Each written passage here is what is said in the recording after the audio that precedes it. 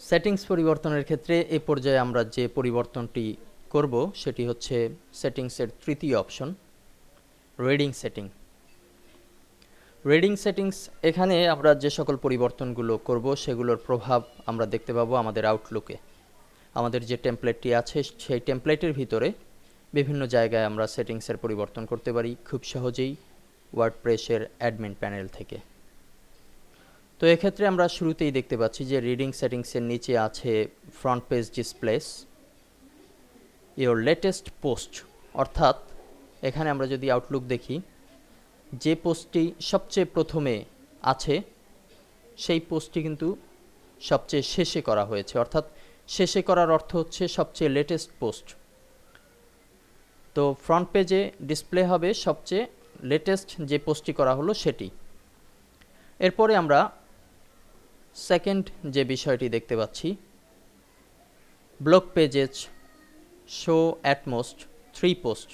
একটি ব্লগে অর্থাৎ একটি পেজে কতটি পোস্ট দেখানো যাবে, এখানে দেয়া আছে 3টি। এরপরে হচ্ছে syndication feeds show the most recent, এখানে দেয়া আছে 10।